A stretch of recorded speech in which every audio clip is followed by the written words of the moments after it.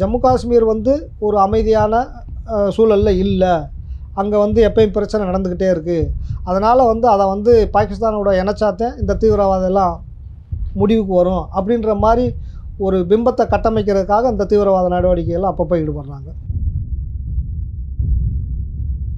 இந்த ஆசாத் காஷ்மீரை விட்டு பாகிஸ்தான் வந்து வெளியேறிடணும். அதே மாரி ஐநா சபையோட கண்காணிப்புல இந்தியா வந்து ஒரு பொது கணக்கெடுப்பு எடுக்கணும் மக்கள்கிட்ட. மக்கள் வந்து யார் கூட சேர விரும்புகிறாங்க, பாகிஸ்தான் கூட சேர விரும்புகிறாங்களா, இந்தியா கூட சேர விரும்புகிறாங்களான்றத ஒரு பொது கணக்கெடுப்பு எடுக்கணும். அது ஐநா சபையோட கண்காணிப்பில் நடக்கணும் அப்படின்னு சொல்லி ஒரு தீர்மானம் போடுறாங்க. பாகிஸ்தான் வந்து ஒத்துக்கிறல. 1965ல் மறுபடியும் ஒரு வார் வருது. அதாவது பாகிஸ்தான் என்ன சொல்கிறாங்க, ஜம்மு காஷ்மீரில் இருக்க பாப்புலேஷன் வந்து 80% வரைக்கும் முஸ்லீம்ஸ் தான், அதனால் இதை வந்து பாகிஸ்தான் கூட தான் சேர்க்கணும் அப்படின்னு சொல்லி மறுபடியும் ஒரு யுத்தம் தொடங்குது. அந்த யுத்தமும் இப்போ இந்தியா பாகிஸ்தானுக்கு இடையில் பெரிய போராக நடக்குது. அதில் வந்து 70 to 80% முஸ்லீம் இருந்தாலும் 50% பாப்புலேஷன் வந்து ஜம்மு காஷ்மீரை வந்து நாங்கள் இந்தியா கூட இருக்கிறத விரும்புகிறாங்க. அந்த ரிமைனிங் 20% இதுகளை வந்து காசு பணத்துக்காகவோ இல்லை தீவிரவாத நடவடிக்கையாகவோ இல்லை அரசியல் லாபத்துக்காகவோ வந்து அவங்க தான் இந்த மாதிரி பிரச்சனைகளை உருவாக்குறாங்க. எல்லா முஸ்லிமானும் வந்து பிரச்சனைகளை பண்ணுறது கிடையாது. பாகிஸ்தானோட இன்றைக்கி நிலைப்பாடு வந்து பார்த்திங்கன்னா, அவங்க உள்நாட்டில் இருக்க மக்களுக்கே போதுமான அளவு சாப்பாடு வசதியோ மற்ற பொருளாதார வசதி இல்லாமல் இருக்காங்க. அதனால் வந்து அங்கே அவங்ககிட்ட போய் சேர்றதுனால வந்து பெரிய ஜம்மு காஷ்மீர் பெரிய ஒரு மாற்றமோ முன்னேற்றமோ வந்துடாது. நம்ம ராணுவத்தில் பெரும்பகுதி வந்து காஷ்மீரை பாதுகாக்கிறதுக்காக தான். ஆமாம். ஸோ இவ்வளோ செலவு பண்ணி உயிர்களை கொடுத்து நம்ம காஷ்மீரை தக்க வைக்கிறது இந்தியாவுக்கு பலமாக பலவீனமா?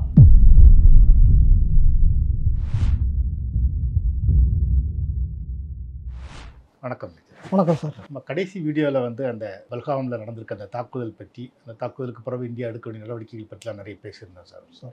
அதோட தொடர்ச்சியாக ஒரு கேள்வி சார், இன்றைக்கி காஷ்மீரில் இருக்கிற அந்த பிரச்சனைக்கு மூல காரணமே வந்து அந்த இந்தியா பாகிஸ்தானுக்கு நடுவில் காஷ்மீர் யாருக்கு அப்படிங்கிற ஒரு போட்டி தான். காஷ்மீரோட வரலாறு என்ன, இந்த பிரச்சனை எங்கே ஆரம்பிக்குது அப்படிங்கிறத சுருக்கமாக சொல்ல முடியும்? ஜம்மு காஷ்மீரோட வரலாறுன்னு நம்ம பார்க்க போனோம்னா, அந்த வரலாறு வந்து இந்திய துணைக்கண்டத்தில் சவுத் ஆசியா, மேற்கு ஆசியா இந்த நாடுகளோட கலாச்சாரத்தோடு ரொம்ப பின்னி பிணைஞ்சது.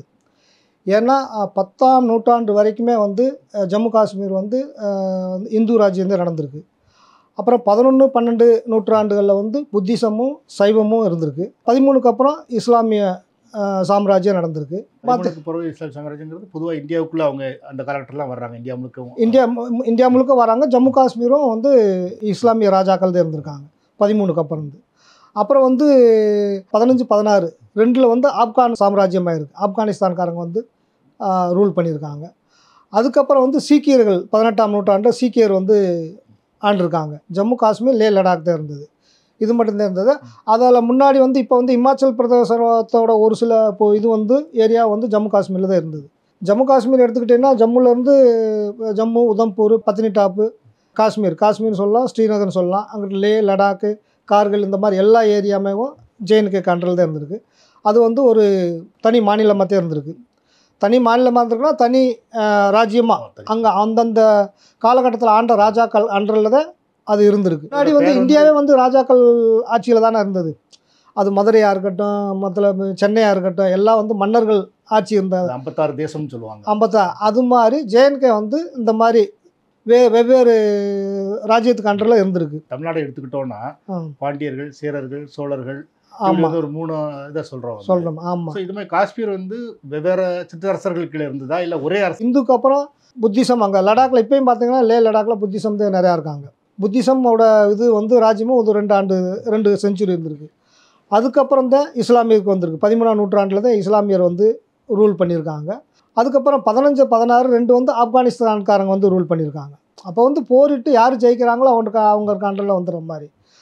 இதுக்கப்புறம் 18ஆம் நூற்றாண்டில் சீக்கியர்கள் அந்த ஆப்கானிஸ்தான்கார தோற்கடிச்சிட்டு சீக்கியர்கள் வந்துடுறாங்க. சீக்கியர்கள் சர்தார்ஜி பஞ்சாபிஸ் அவங்க வந்து ஒரு நூற்றாண்டு ரூல் பண்ணியிருக்காங்க.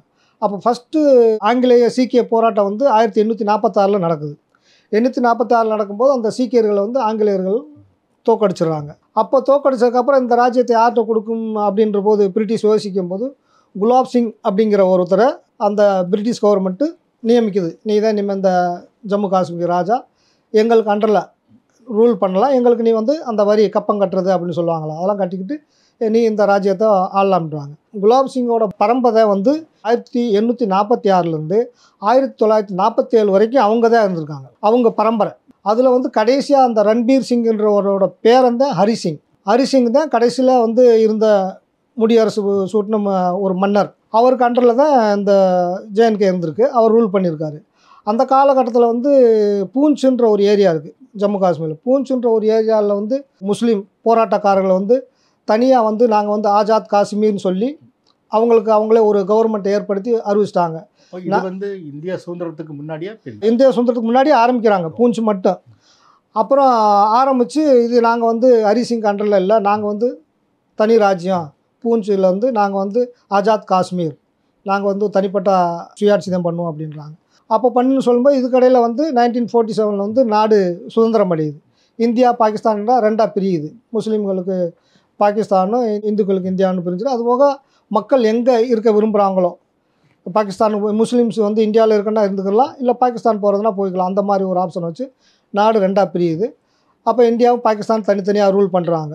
ஆஜாத் காஷ்மீரில் ஒரு அமைப்பை ஏற்படுத்தினவங்க திரும்ப வந்து 1948 சுதந்திரம் அடைஞ்சதுக்கப்புறம் வந்து ஜம்முவில் பெரிய ஒரு கலவரத்தை உண்டு பண்ணுறாங்க. உதம்பூரில், ரஜோரில் இந்த ஏரியாக்கெல்லாம் பெரிய கலவரத்தை ஏற்படுத்துகிறாங்க. ஆஜாத் காஷ்மீரில் இருக்க அவங்களும் இஸ்லாமியர்கள் தான். இங்கே ஜம்மு காஷ்மீரில் இருக்க இந்தியா அண்டரில் இல்லை, ஜம்மு காஷ்மீர் அன்றைக்கி தனியாக இருந்தது 48லாம். அங்கேயும் முஸ்லீம்ஸ் தான் அதிகம் இருக்காங்க. இருந்தாலும் அவங்களவே அழிக்கிறாங்க, முஸ்லீமே அழிக்கிறாங்க. அந்த ஆஜாத் காஷ்மீர்ன்ற ஒரு அமைப்பு அழிச்சு. சார் இப்போ இந்த இந்தியா பாகிஸ்தான் பிரியுது இல்லை சார், அந்த நேரத்தில் வந்து நிறைய நாடுகள் வந்து உதாரணமாக ஹைதராபாத் உட்பட வந்து எங்கெங்கே போகிறது, ஒன்று பாகிஸ்தானுக்கு போகிறதா இந்தியாவுக்கு போகிறதா அப்படின்னு இருந்தது. ஆமாம், ஜம்மு காஷ்மீர் வந்து பாகிஸ்தானுக்கு போகிறதா இந்தியாவுக்கு போகிறதாங்கிற பிரச்சனை வரும்போது என்ன நடந்தது? ஜம்மு காஷ்மீர் அந்த பிரிட்டிஷ் பிரிக்கும் போதேவன் ஹரிசிங்கு பிரிட்டிஷ்காரன்ட்ட சொல்லிட்டாங்க, நாங்கள் வந்து சுயராஜ்யம் பண்ணுவோம், நாங்கள் பாகிஸ்தான் கூடயும் சேர விரும்பலை, இந்தியா கூடயும் சேர விரும்பலை, நாங்கள் தனிப்பட்ட முறையில் சுயராஜ்யம் பண்ணுறோம், நான் வந்து இந்த கிங்டத்துக்கு நான் தான் அரசர் அப்படின்ற மாதிரி சொல்கிறாங்க. அவங்களும் பிரிட்டிஷ்காரங்களும் அதை ஏற்றுக்கிறாங்க. பாகிஸ்தானுங்க தனியாக பிரிச்சுறாங்க, இந்தியா பிரிச்சுறாங்க.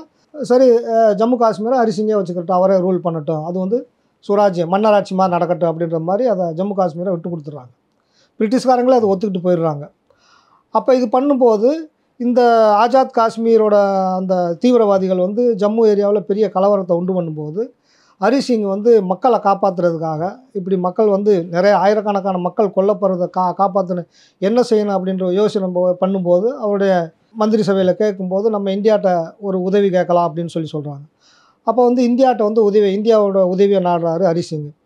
அப்போ வந்து இந்தியாவிலேருந்து ஃபஸ்ட்டு பிரைம் மினிஸ்டர் வந்து ஜவஹர்லால் நேரு இருந்தார். அப்போ வந்து கவர்னர் ஜெனரலாக வந்து லார்ட் மவுண்ட் பேட்டன் பிரபு இருந்தார்.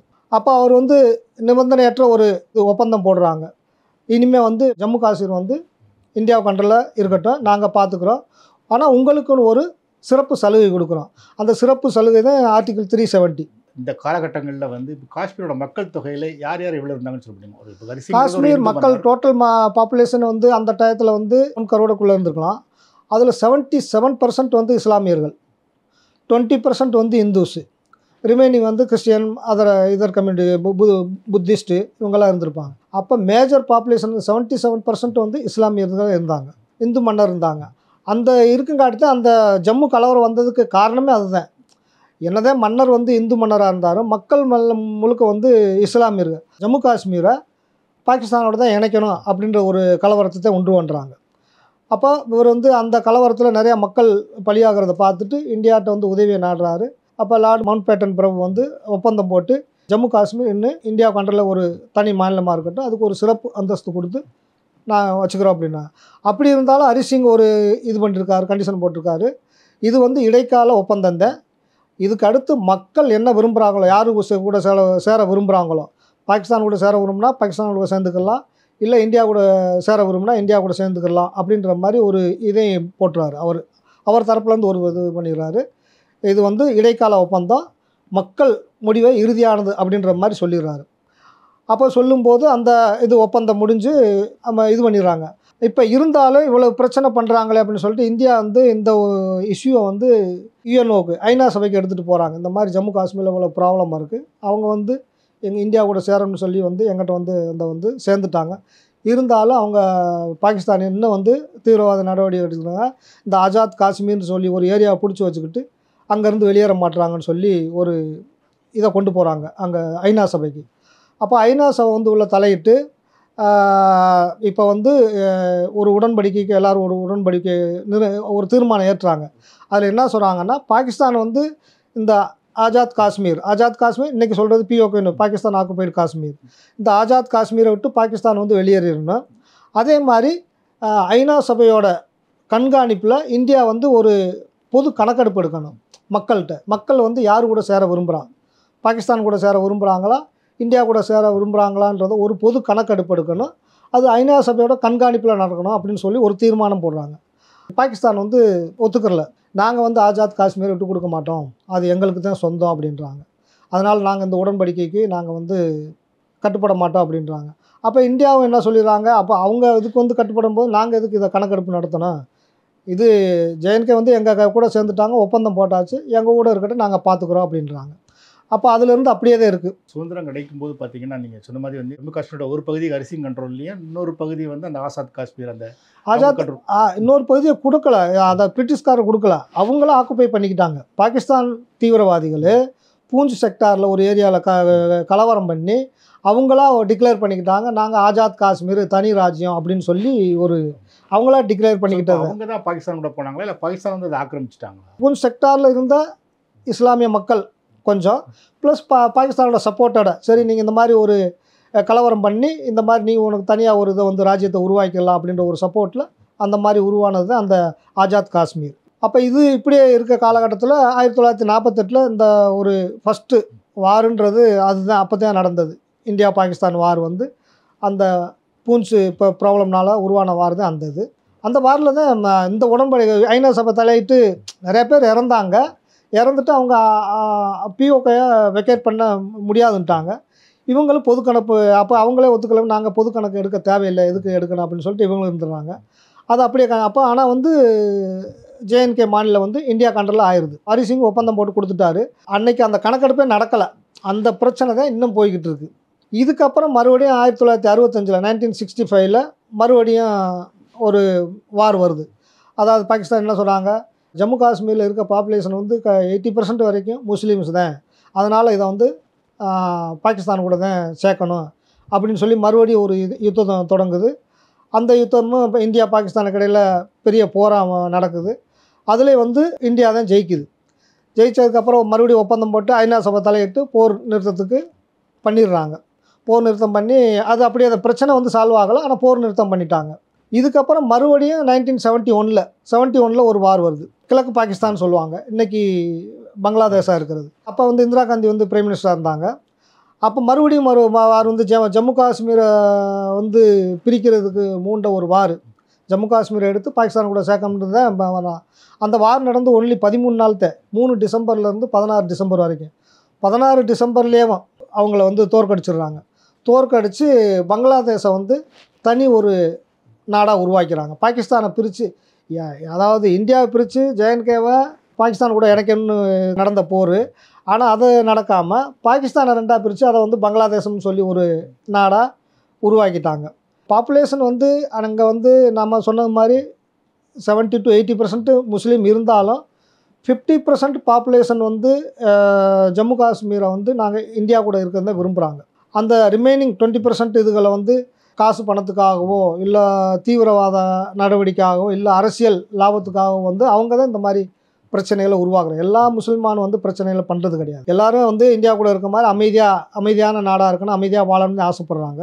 ஒரு சிலர் வந்து தீவிரவாதமாக இருந்துக்கிட்டு இதை வந்து எப்பயுமே இது அரசியல் நோக்கத்தோடோ இல்லை வேறு ஏதாவது பண லாபத்துக்காகவோ சுய லாபத்துக்காகவோ இந்த பிரச்சனை அப்பப்போ கையெடுத்து ஜம்மு காஷ்மீர் வந்து பாகிஸ்தானோட இணைக்கணும் அப்படின்னு சொல்லிட்டு தீவிரவாத நடவடிக்கைகளில் ஈடுபடுறாங்க. பாப்புலேஷனில் ஒரு 77% வந்து இஸ்லாமியர்கள், 20% இந்துஸுனா காஷ்மீர் பண்டித்து அவங்ககிட்ட வந்து நிறைய நிலங்கள், சொத்துக்கள், தோப்பு, ஆப்பிள் தோட்டம், அக்ரூட்டு, பாதாம் தோட்டங்கள்லாம் இருந்ததுன்னா அந்த தீவிரவாதிகளை வந்து அவங்கள வந்து அச்சுறுத்தல் பண்ணி அடித்து இது பண்ணி 90s எல்லாம் அவங்கள அப்போவே வந்து அடித்து துரத்தி கீழே ஜம்முக்கு பற்றிட்டாங்கன்னா அவங்க ஆரம்பத்தில் வந்து பெரும்பான்மை இஸ்லாமியர்களாக இருந்தாலும் பெரும் பணக்காரர்களா இல்லை பெரும் நிலப்பு சுதந்திரர்களாக இருந்தது இந்துக்கள் தான். இந்துக்கள் இருந்திருக்காங்க. ஏன்னா ராஜா இந்துவா இருந்து மேக்ஸிமம் ஆரம்பத்துலேருந்தே ஏன்னா 10th சென்ச்சுரி வரைக்குமே இந்து ரூல் பண்ணியிருக்காங்க. அதுக்கப்புறம் நம்ம 1846 இருந்து 1947 வரைக்கும் கிட்டத்தட்ட 100 வருஷம் நினைக்கிறேன், அது வரைக்கும் இந்து ராஜ்யமாக தான் இருந்திருக்கு. பீப்புள் இஸ்லாமியர்களாக இருந்தாலும் பாப்புலேஷன் அதிகமாக இருந்தாலும் இந்து பண்டித்துகளும் நல்லா வெல்த்தியாக இருந்திருக்காங்க, நல்ல நிலச்சி வாழ்ந்தார்களாக தான் இருந்திருக்காங்க. அடித்து அவங்கள துன்புறுத்தும் போது அவங்க உயிர் தப்பிச்சா போதும் அப்படின்றத தன்னுடைய சொத்துக்களையும் நிலங்களையும் எல்லாத்தையும் விட்டுட்டு கீழே ஜம்முக்கு வந்துட்டாங்க. அப்போ ஜம்முக்கு வந்து அவங்களுக்கு இந்திய அரசாங்கம் வந்து தனியாக ஒரு முகாம் அமைச்சு அதுக்கப்புறம் அவங்களுக்கு வந்து நிவாரணம்லாம் கொடுத்து அங்கே ஜம்முவில் வந்து இப்போ ஜம்முவில் வந்து மேக்ஸிமம் அதாவது 2 பேர் இருக்காங்க, 50-50 இருக்கலாம், இல்லை அதிகமாக இருக்கும். இந்துஸ் மேக்ஸிமம் ஜம்முவில் தான் இருக்காங்க, ஜம்மு உதம்பூரில் இருக்காங்க. ஸ்ரீநகர் காஷ்மீர்னு போயிட்டீங்கன்னா அங்கே மேக்ஸிமம் முஸ்லீம்ஸ் தான். இந்துக்கள்லாம் வந்து கீழே வந்துட்டா இன்னும் கொஞ்சம் பேர் இருக்காங்க, சொற்ப அளவில் இருக்காங்க, அங்கேயே இருக்காங்க. அதாவது அங்கே அக்கம் பக்கத்தில் இருக்கவங்கள பொறுத்து இருக்குது. இப்போ நார்மலாக இஸ்லாமிய மக்கள் வந்து அமைதியாக வாழணும் அப்படின்னு தான் நினைக்கிறாங்க. ஜம்மு காஷ்மீர் நம்ம அமைதியாக இந்தியா கூட சேர்ந்து வாழணும்னு ஆசைப்பட்றாங்க.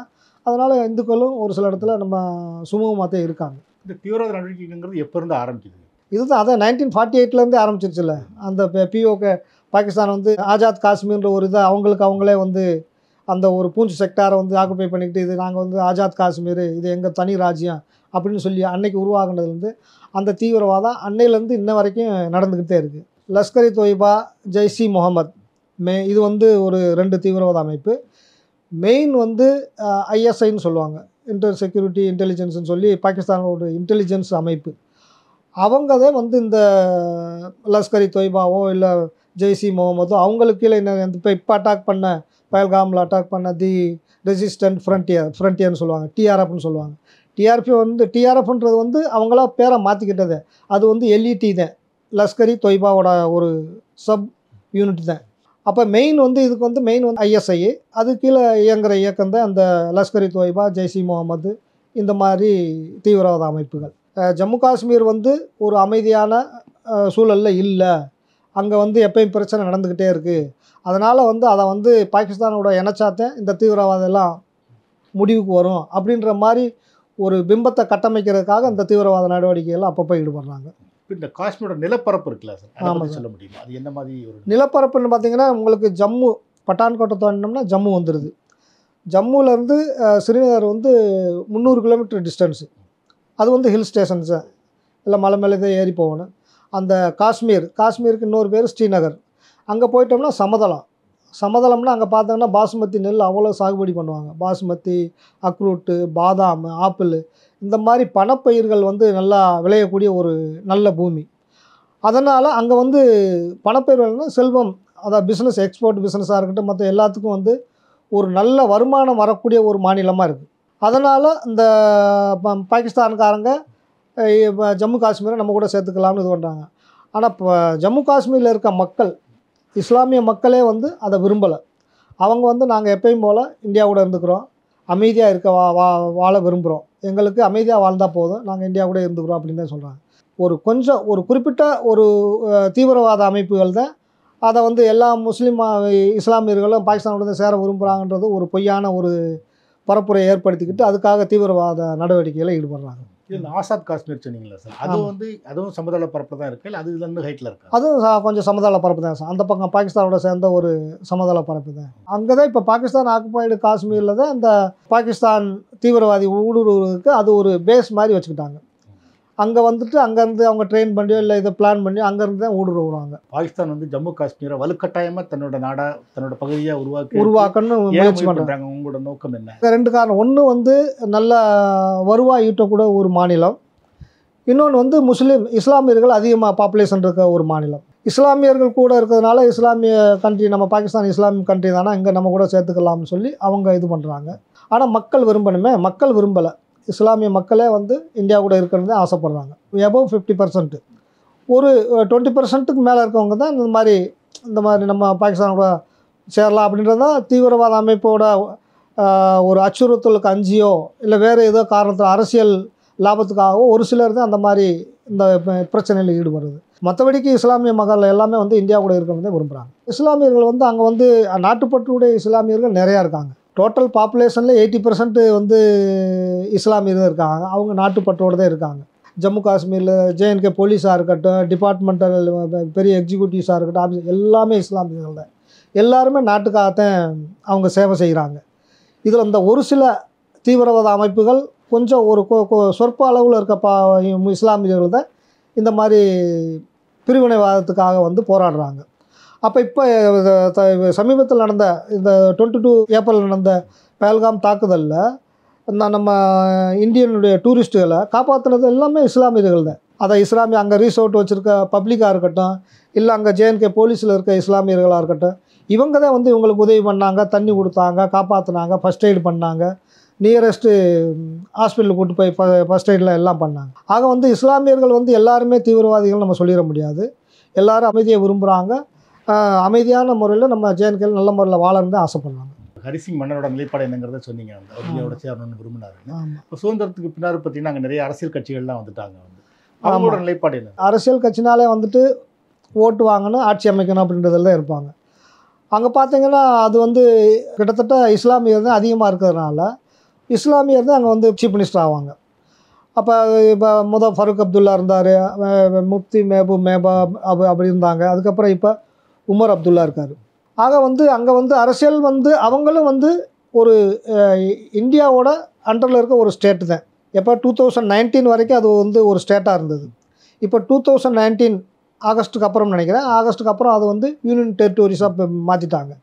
அந்த ஆர்டிகிள் 370 ரத்து பண்ணிவிட்டு ஜேஎன்கே வந்து ஒரு யூனியன் டெரிட்டரிஸாகவும், லே லடாக் பகுதியை வந்து இன்னொரு யூனியன் டெரிட்டரிஸாகவும் அறிவிச்சிட்டாங்க. இப்போ இருக்க சிஎம் வந்து அந்த யூனியன் டெரிட்டரிஸோட இதுதான் சிஎம் தான். ஜேஎன்கேவோட யூனியன் டெரிட்டரிஸ் சிஎம்மாக தான் இருக்கார். ஸோ அவங்களோட நிலைப்பாடு அவங்க இந்தியாவோட இருக்கணுங்கிறத விரும்புகிறாங்க. அவங்களும் இந்தியாவோட அண்டர் தான் அலையன்ஸ் கூட்டணிக்கு வைக்கிறாங்க, அரசியல் அமைப்புக்கு எல்லாத்தையும் கட்டுப்படுறாங்க, எல்லாம் இந்தியாவோட இருக்கணுன்னே விரும்புகிறாங்க. பாகிஸ்தானோட இன்றைக்கி நிலைப்பாடு வந்து பார்த்திங்கன்னா அவங்க உள்நாட்டில் இருக்க மக்களுக்கே போதுமான அளவு சாப்பாடு வசதியோ மற்ற பொருளாதார வசதி இல்லாமல் இருக்காங்க. அதனால் வந்து அங்கே அவங்ககிட்ட போய் சேர்றதுனால வந்து பெரிய ஜம்மு காஷ்மீர் பெரிய ஒரு மாற்றமோ முன்னேற்றமோ வந்துடாது. இப்போவே இவங்க வந்து நல்லாத்தே இருக்காங்க. அதை ஃபார்மிங் பண்ணுறாங்க, விவசாயம் பண்ணுறாங்க. பாசுமதி ரைஸ் வந்து உலகத்துக்கே எக்ஸ்போர்ட் பண்ணுறாங்க. இந்தியா ஃபுல்லாக பண்ணுறாங்க, வேர்ல்டுக்கே வந்து எக்ஸ்போர்ட் ஆகிற பாசுமதி ரைஸ் வந்து காஷ்மீரில் விளைகிற பாசுமதி ரைஸ் தான். அதுபோக அக்ரூட்டாக இருக்கட்டும், பாதாமாக இருக்கட்டும், ஆப்பிளாக இருக்கட்டும், எல்லாமே வந்து அங்கேருந்து எக்ஸ்போர்ட் ஆகுது. ட்ரை ஃப்ரூட் எல்லாமே. விவசாயம் தவிர உங்களுக்கு சுற்றுலாவும் காஷ்மீரோட சுற்றுலாவும் முக்கியமானது. இது வந்து அதான் 1990 ஒரு பெரிய கலவரம் வெடித்ததுனால அதுக்கப்புறம் வந்து சுற்றுலா வந்து ரொம்ப மந்தமாயிருச்சு. 1990க்கு அப்புறம் 91லேருந்து ஒரு 98 2000 வரைக்குமே ஒரு மாதிரி இருந்தது, சுற்றுலாவே இருந்தது. ஏன்னா அதுக்கப்புறம் 1999 ஒரு மறுபடியும் இந்த 71க்கு அப்புறம் 4வது நடந்த வார் வந்து கார்கில் வார் 1999 ஆரம்பிச்சது. அது மேயில் ஆரம்பித்து ஜூலை வரைக்கும் நடந்தது. அப்போ 90 ஸ்டாப் ஆன டூரிசம் 2000 வரைக்குமே ரொம்ப டல்லாகத்தே இருந்தது. 2000 அந்த கார்கில் வார் முடிஞ்சதுக்கப்புறம் ஒரு ஒப்பந்தம் ஆகி அமைதி ஒப்பந்தத்துக்கு ஆனதுக்கப்புறம் தான் 2001க்கு அப்புறம் தான் இப்போ அந்த கொஞ்சம் படிப்படியாக உயர்ந்தது. டூரிசம் வந்து டெவலப் ஆச்சு. இந்திய வந்து அரசாங்கமும் பாதுகாப்பு படையை வந்து நல்லா பலப்படுத்தி டூரிசத்தை டெவலப் பண்ணுறதுக்காக அவங்கள வந்து ஃபுல் சப்போர்ட் பண்ணாங்க. இப்போ நல்லா ஃபுல் ஸ்விங்கில் வந்துருச்சு. நல்லா டூரிசம் இப்போ எல்லாருமே நார்மலாக போக ஆரம்பிச்சிட்டாங்க. இப்போ இந்த பஹல்காம் அட்டாக்கால் மறுபடியும் இதுக்கு வந்து ஒரு பின்னடைவு வரும். இப்போ நிறையா பேர் இப்போ ஜம்மு காஷ்மீர் போகன்ற வந்து இப்போலாம் நானே கேள்விப்பட்ட அளவுக்கு இப்போ யாரும் போகிறதுக்கு விரும்பலை. இப்போ இருக்க சுச்சுவேஷனை பார்த்துட்டு போகிறது சேஃப் இல்லை அப்படின்ற மாதிரி ஃபீல் பண்ணுறாங்க. அங்கே ஹனிமூனுக்காக போகிறாங்க. ஏப்ரல்லேருந்து அக்டோபர் வரைக்கும் நல்ல கிளைமேட் இருக்கிறதுனால எல்லோரும் போகிறதுக்கு விரும்புவாங்க. சுவிட்சர்லாண்டு போகணுன்னா அங்கே விசாவுக்கு அப்ளை பண்ணணும், விசா கிடைக்கணும், ஃப்ளைட் டிக்கெட் எடுத்து ரொம்ப எக்ஸ்பெண்டிச்சராக இருக்கும். இது வந்து நம்ம இன்டர்ஸ்டேட்டுக்குள்ளே ட்ரெயினில் போகலாம். இங்கே ஃப்ளைட்டில் வரைக்கும் ஸ்ரீநகர் வரைக்கும் ஃப்ளைட்டில் போயிட்டு அங்கே லோக்கல் வெஹிக்கிள் அரேஞ்ச் பண்ணி அங்கே வரைக்கும் போயிடலாம், அந்த பஹல்காம் வரைக்கும் போயிடலாம். அப்புறம் அந்த பள்ளத்தாக்கு மற்ற பைசரன் பள்ளத்தாக்கு மற்ற பள்ளத்தாக்குகள் போகிறது மட்டும் அந்த மியூல்ஸில் கோவேரி கழுதையில் ஏறி அங்கே போய்க்கலாம். இல்லை நடந்தே போகிறவங்க நடந்தே போய் அந்த இதை என்ஜாய் பண்ணலாம். நடந்து போகும்போது எல்லாம் அந்த இயற்கை சூழலை என்ஜாய் பண்ணிட்டு நடந்து போகலாம். ஒரு 5 கிலோமீட்டர் தானே, போகிறது 5 கிலோமீட்டர், வரது 5 கிலோமீட்டர் வந்துடலாம். ஏன் அதுக்கு அந்த பக்கமும் ரோடு போடாமல் இருக்காங்கன்னா அந்த இயற்கை சூழலை காப்பாற்றணும். அந்த இயற்கையான ஒரு அமைப்பு வந்து ரோடு போட்டதுனால மறுபடியும் இயற்கை சூழல் வந்து அதுக்கு ஒரு கேடு வந்துருன்றதுக்காக தான் அந்த ஏரியாவில் இன்னும் ரோடு போடாமல் இருக்காங்க. அந்த பஹல்காம் வரைக்கெல்லாம் ரோடு இருக்குது. பஹல்காம்லேருந்து அந்த பள்ளத்தாக்குகளுக்கு சுற்றுலா தலங்களுக்கு போகிறதுக்கு அங்கே ரோடு போடலாம். அங்கே வந்து நடந்து போகணுன்ட்டு அந்த கோவேரி கழுதையில் போகணும். ரிசோர்ட்டு இங்கே இருக்கும். பஹல்காமில் வந்து தங்கிக்கலாம். போயிட்டு நம்ம அங்கே வந்து ஸ்டே பண்ணிக்கிற மாதிரி. நீங்கள் சொன்ன மாதிரி பார்த்தீங்கன்னா சார், இந்தியாவில் மற்ற மாநிலங்களில் இல்லாத ஒரு பெரிய சவாலுங்கிறது காஷ்மீரில் தீவிரவாத அமைப்போட தீவிரவாதம். ஆமாம் சார். ஸோ அதை எப்படி நீங்கள் ராணுவம் வந்து அதை எப்படி மெயின்டைன் பண்ணுறாங்க அப்படின்னு சொல்ல முடியுமா? ராணுவம் வந்து எங்கெங்கே வந்து சென்சிட்டிவான ஏரியா, எங்கே வந்து அச்சுறுத்தலான ஏரியா அப்படின்ற இடத்துல தான் இராணுவத்தை வந்து டிப்ளாய் பண்ணியிருக்காங்க. இப்போ நம்ம ஒரு ஊராக இருக்கட்டும், போலீஸ்காரங்க இப்போ ஒரு ஸ்டேஷனில் 10 பேர் 20 பேர் இருக்காங்க, எல்லாத்தையும் கண்காணிக்க முடியாது. அவங்க எந்த ஏரியாவில் ரவுடிசம் நடக்குது, இல்லை எந்த ஏரியாவில் செயின் சினாச்சி நடக்குது, அந்த மாதிரி ஏரியாவில் தான் அந்த டியூட்டி பார்ப்பாங்க. எல்லா ஏரியாவும் அந்த 10-20 போலீஸால் ஒரு ஊரவே காப்பாற்றிட முடியாது. ஆனால் அதுக்கு வந்து நமக்கு லோக்கல் சப்போர்ட் வேணும். அங்கே இந்த ஏரியாவில் பிரச்சனை நடக்குது அப்படின்னு தெரிஞ்சால் தான் அங்கே போலீஸ் வந்து அதை வந்து தடுத்து நிறுத்துவாங்க. அதே மாதிரி தான் ஒரு ஜம்மு காஷ்மீர் இருக்குன்னா அவ்வளோ பெரிய, இப்போ அங்கே ஆர்மியோட ஸ்ட்ரென்த்தில் மேஜரான ஸ்ட்ரென்த்து ஜம்மு காஷ்மீரில் தான் டிப்ளாய் பண்ணியிருக்காங்க. அப்படி இருந்து அது வந்து பெரிய ஹில் ஸ்டேஷன்றதுனால வந்து நம்ம அந்த இப்போ நடந்த பேல்காம் ஏரியாவில் பெரிய பெரிய ட்ரீ இருக்குது. அதை ட்ரோன் மூலமாக ஹெலிகாப்டர் மூலமாக போனால் கூட அங்கே வந்து கீழே என்ன நடக்குதுன்னு கண்காணிக்க முடியாது. அவ்வளவு அடர்த்தியான காடுகள் நிறைஞ்ச ஏரியா. அப்போ அதுக்கு வந்து நமக்கு வந்து லோக்கல் சப்போர்ட்டு, அங்கே லோக்கல் பீப்புள் இருப்பாங்க. மக்கள் வந்து இந்தியன் ஆர்மிக்கு உளவு வேலை பார்க்குற சப்போர்ட் பண்ணுற மக்களும் இருக்காங்க. தீவிரவாதத்துக்கு காசு பணத்துக்காகவோ இல்லை பொலிட்டிக்கல் கெயினுக்காகவோ தீவிரவாதத்துக்கு சப்போர்ட் பண்ணுற லோக்கல் பீப்புளும் இருக்காங்க. நம்ம ஒரு வில்லேஜில் இருக்கோம், ஒருத்தர் புதுசாக வந்துட்டாலும் நமக்கு தெரிஞ்சிடும் இவர் நம்ம ஊர் இல்லை, இது வெளியூருக்காரரு அப்படின்ற மாதிரி நம்ம ஐடென்டிஃபை பண்ணிடுவோம் ஈஸியாக. என்னதே நம்மளை மாதிரி ட்ரெஸ் போட்டிருந்தாலும், நம்மளை மாதிரி ஹேர் கட் எல்லாம் பண்ணியிருந்தாலுமே நமக்கு பார்த்ததுமே தெரிஞ்சது இவர் நம்ம ஊரில் வெளியூர் ஆள் மாதிரி தெரியுது அப்படின்னு நமக்கு தெரிஞ்சிடும். அதே மாதிரி அங்கே இருக்க வில்லேஜுகளில் லோக்கல் பீப்புள் ஒருத்தருக்கு ஒருத்தர் எல்லாருக்கும் தெரியும். அதுபோல் அவங்களுக்குள்ள அங்கேயும் சர்பஞ்சுன்னு சொல்லுவாங்க. நம்ம இங்கே பஞ்சாயத்து பிரசிடென்ட்னு சொல்கிறோம், அவங்க சர்பஞ்சுன்னு சொல்லுவாங்க. அந்த சர்பஞ்சு அவங்க மெம்பர்ஸை வச்சு கூட்டம் கூட்டி அப்பப்போ நம்ம ஊர் அமைதியாக இருக்கணும், இங்கே யாராவது சந்தேகப்படியான நபர் வந்தால் எனக்கு வந்து தெரிவிக்கணும் அப்படின்ற மாதிரி அவங்க கூட்டத்தில் சொல்லிடுவாங்க. ஆடு மேய்க்க போகிறாங்க, மாடு மேய்க்க இல்லை காட்டுக்கு விவசாயம் பண்ண போகிறாங்க, அந்த ஏரியாவில் யாராவது புதுசாக ஆள் தெரிஞ்சால் வந்து சர்பஞ்சுட்டு சொல்லுவாங்க, நம்ம ஏரியாவில் யாரோ ஒரு புதுசாக ஒரு ஆள் மாதிரி இருக்குது அப்படின்னு சொல்லி. அப்படியா, ஏன்னா விசாரி கொஞ்சம் நோட் பண்ணு அப்படின்னு சொல்லுவாங்க. அப்போ நோட் பண்ணி பார்த்தா அவங்க வேறு ஏதாவது சந்தேகப்படுமான ஆக்டிவிட்டீஸு, மற்ற மொபைலு இல்லை ஏதாவது செட்டு வாக்கி டாக்கி ஏதாவது வச்சுட்டு ஏதாவது பண்ணுற மாதிரி இருந்தால் அவங்க வந்து சர்பஞ்சுக்கு வந்து சொல்லிடுவாங்க. சர்பஞ்சுக்கு அதாவது அங்கே என்னென்னா ஜம்மு காஷ்மீர் பீப்புளுக்காக ஆர்மி வந்து நிறையா வந்து சப்போர்ட் பண்ணுவாங்க. ஓபி சத்பவனான்னு ஒன்று இருக்குது, ஆப்ரேஷன் சத்பவனா. அந்த ஆப்ரேஷன் சத்பவனா மூலம் அங்கே இருக்க அவங்க ஒரு யூனிட்டு, ஆர்மி யூனிட் நிறைய இடத்துல டிப்ளாய் ஆகிருக்கு. அந்த யூனிட்டு இத்தனை வில்லேஜை வந்து தத்தெடுத்த மாதிரி எடுத்துக்கிடுவாங்க. அங்கே அந்த வில்லேஜில் இருக்க ஸ்கூல்ஸ்க்கு வந்து கம்ப்யூட்டர்ஸ் கொடுக்குறது, இல்லை இப்போ ஸ்கூல் பசங்களுக்கு புக்கு இதெல்லாம் கொடுக்குறது, ஏழ்மையான மக்களில் இருக்கவங்களுக்கு பிளாங்கெட்ஸ் கொடுக்குறது, சாப்பாடு கொடுக்குறது, மற்றபடி ஒரு பெரிய படாக்கானா அப்படின்ற மாதிரி கூட அரேஞ்ச் பண்ணுவாங்க. ஏதாவது லோக்கல் ஃபெஸ்டிவல் இது மாதிரி அந்த பீப்புளுக்கெல்லாம் கூப்பிட்டு ஆர்மியிலேருந்து அந்த ஆப்ரேஷன் சத்பாவனா மூலமாக சாப்பாடெல்லாம் போடுவாங்க.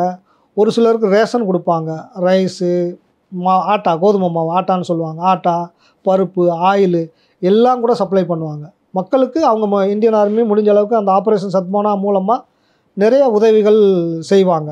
அது ஒரு நடவடிக்கை நடந்துக்கிட்டு இருக்கு. இந்த நடவடிக்கை நடக்கிறதுனால இப்போ சர்பஞ்சு கூட வந்து ஆர்மியோட இது வந்து இன்ட்ராக்ஷன் அடிக்கடி நடக்கும். அவங்களுக்குள்ள ஒரு நல்ல ரிலேஷன்ஷிப் இருக்கும்.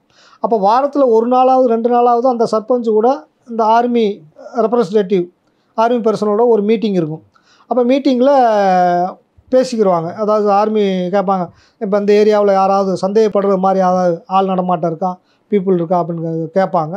அவங்க அந்த மாதிரி இருந்துச்சுன்னா, ஆமாம் பார்த்தோம், நாங்கள் வாட்ச் பண்ணால் அவர் சந்தேகப்படுற மாதிரி தான் இந்த ஏரியாவில் இருக்காங்க, இந்த குகையில் இருக்காங்க, இல்லை இந்த பள்ளத்தாக்கில் இருக்காங்க, நடமாட்டம் இருக்குது அப்படின்னு சொன்னால் ஆர்மி அங்கே போய் அதை வந்து வாட்ச் பண்ணி அவங்கள வந்து அந்த தீவிரவாதி வந்து அவங்கள பிடிச்சிருவாங்க. அதே மாதிரி நம்ம இந்தியன் டூரிசம் போகிறவங்கள இல்லை ஆர்மி கான்வாய் வெஹிக்கிள் மூவ் பண்ணுறத அதை தீவிரவாதிகளுக்கு உளவு சொல்கிற ஒரு சில இஸ்லாமியர்களும் இருக்காங்க. அவங்கள அதை அந்த காசு பணத்துக்காக சொல்லுவாங்களோ, இல்லை பொலிட்டிக்கல் இன்ஃப்ளூயன்ஸை பொலிட்டிக்கல் கெயினுக்காக சொல்கிறாங்களோ, அந்த மாதிரி ஒரு சிலர் இருக்காங்க. மேக்சிமம் வந்து பாதுகாப்பத்தை விரும்புகிறாங்க, அமைதியத்தை விரும்புகிறாங்க. ஜம்மு காஷ்மீர் பீப்புள் வந்து அமைதியத்தை விரும்புகிறாங்க.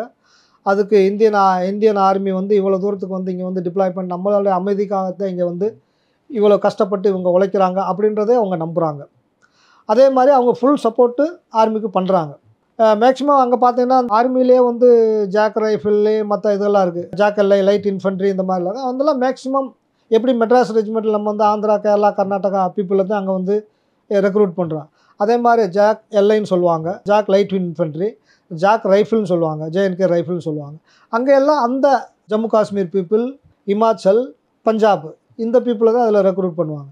ஆக வந்து அவங்களும் வந்து அவங்களும் இஸ்லாமிய இருந்தாலும் நம்ம ஆர்மியில் சர்வீஸ் பண்ணி சின்சியராக டெடிகேஷனாக நாட்டுப்பற்றோட அவங்க சர்வீஸ் பண்ணுறாங்க. நம்ம ராணுவத்தில் பெரும்பகுதி வந்து காஷ்மீரை பாதுகாக்கிறதுக்காக தான் ஆமாம், பெரும் பணம் செலவழிக்கப்படுது. ஆமாம், இந்த மாதிரி தாக்குதல்களில் உயிர் பலிகள் வேற இருக்குது. ஆமாம். ஸோ இவ்வளோ செலவு பண்ணி உயிர்களை கொடுத்து நம்ம காஷ்மீரை தக்க வைக்கிறது இந்தியாவுக்கு பலமா பலவீனமா? அது பலம் தான் சார். அது வந்து ஏன்னா நமக்கு தலை, அது காஷ்மீர் மேப்பில் பார்த்தீங்கன்னா அது தலை தான். நமக்கு தலையே வந்து ஜம்மு காஷ்மீர் தான். தலையை நம்ம விட்டு கொடுத்துட்டு முண்டை மட்டும் நம்ம என்ன செய்ய முடியும்? நான் வந்து இப்போ உங்களுக்கு இப்போ இது வரைக்கும் சொன்னது ஜம்மு வந்து இந்தியாவில் அண்டரில் இருக்க ஜம்மு காஷ்மீர், லே லடாக் ஏரியா. அதே மாதிரி பாகிஸ்தானுக்கு அண்டரில் இருக்க இந்த ஆசாத் காஷ்மீர் இந்த மாதிரியா. சீனாவுக்கு அண்டர்லேயே ஒரு சில ஏரியாவில் இருக்குது. கார்போடம் அண்டு சீன்னு சொல்லி ஒரு ஏரியா இருக்குது. அவங்களும் அதை வந்து கொஞ்சம் ஏரியாவை ஜம்மு காஷ்மீர் ஏரியா அவங்களும் ஆக்குபை பண்ணி வச்சுருக்காங்க. அப்போ இப்போ நம்ம வந்து அதை விட்டு ஒதுங்கிட்டோம்னா சைனாவோ அங்கே வந்து ஒரு பேஸ் அமைச்சிட்டாங்கன்னா அது நமக்கு வந்து பெரிய அச்சுறுத்தலாக இருக்கும். ஏன்னா அது வந்து ஹில் ஸ்டேஷன், பெரிய காடு, அங்கே உள்ளே என்ன நடக்குதுன்னு சொல்லி நம்ம அங்கே இவ்வளோ ஆர்மியை டிப்ளாய் பண்ணியே நம்ம அதை ஒரு கண்ட்ரோலுக்குள்ளே கொண்டு வரல. அதை விட்டுட்டு நம்ம கீழே இறங்கி வந்துட்டோம்னா, அங்கே கீழே பஞ்சாபுக்கோ டெல்லி கீழே வந்துட்டோம்னா மேலே அந்த ஜம்மு காஷ்மீர் இமயமலையெல்லாம் ஏரியாவை டச் ஆகிருக்க ஏரியாவில் என்ன பேஸ் அமைப்பாங்க, அது அவ்வளோ ஹைட்டில் இருந்து எப்படி அட்டாக் பண்ணுவாங்கன்றது நம்மளால் கற்பனை பண்ணி கூட பார்க்க முடியாது. அதனால் வந்து அது நமக்கு தலை மாதிரி இருக்கிறதுனால வந்து அதை வந்து நம்ம பாதுகாத்தே ஆகும், அதை நம்ம கண்ட்ரோலில் வச்சுட்டே ஆகணும். அதுதான் நமக்கு வந்து பலம். அதை விட்டு கொடுத்தா நமக்கு பலவீனம் தான். அதை பாதுகாக்கிறதுக்காக வந்து ராணுவ வீரர்கள் வந்து அவ்வளவு ரொம்ப அது ஒரு பனிப்பிரதேசம் வேற வந்து பாகிஸ்தான் சைட்லேருந்து தாக்குதல்கள், சைனா சைட்லேருந்து. ஸோ ராணுவ வீரர்களுக்கு அது எந்த அளவுக்கு ஒரு சவாலான பணியாக இருக்கும்? நீங்கள் ஒரு ராணுவ வீரராக அங்கே இருந்திருக்கீங்க. ஜம்மு காஷ்மீரில் 2 டேர்னியர் 2.5 வருஷமாக 2 டேர்னியர் அங்கே சர்வீஸ் பண்ணியிருக்கேன். அங்கே வந்து அங்கே வந்து வேலை பார்க்குறோம்னா நம்ம போய் பார்க்கணும், இங்கே இருக்கிற மாதிரி நம்ம வேலை டியூட்டி பண்ண முடியாது. அது வந்து ஒரு சென்சிட்டிவான ஏரியா, எப்போவுமே அலர்ட்டாக இருக்கணும். இப்போ சென்ட்ரி போஸ்ட்டில் இருக்கோம்னு சொன்னோம்னா நம்ம ஒரு சென்ட்ரி போஸ்ட்டில் ஒரு கார்டு கமாண்டர் ப்ளஸ் 3 சென்ட்ரி இருப்போம், இல்லை டபுள் சென்ட்ரின்னா 6 பேர் இருப்போம். அப்போ 2 ஹவர்ஸ் நம்ம வந்து போஸ்ட்டில் டியூட்டி பார்க்கணும். இப்போ போஸ்ட்டு 5 போஸ்ட்டு 6 போஸ்ட் இருக்குன்னா 1 மணி நேரத்துக்கு ஒருக்கா நம்ம வந்து விசில் அடித்து அலர்ட்டாக இருக்குன்றதை காட்டிக்கிறணும். 2 ஹவர்ஸ் நம்ம வந்து AK-47 தான் டியூட்டி பார்க்கணும். எங்கேயாவது நடமாட்டம் தெரியுதா, ஊடுருவல் தெரியுதா, அதாவது போஸ்ட் நல்லா ஹைட்டில் இருக்கும், ஹைட்டில் ஏறிட்டு மேலே தான் டியூட்டி பார்க்கணும். 2 ஹவர்ஸ் அந்த டவர் மேலே தான் இருக்கணும், வாட்ச் பண்ணிக்கிட்டே இருக்கணும்.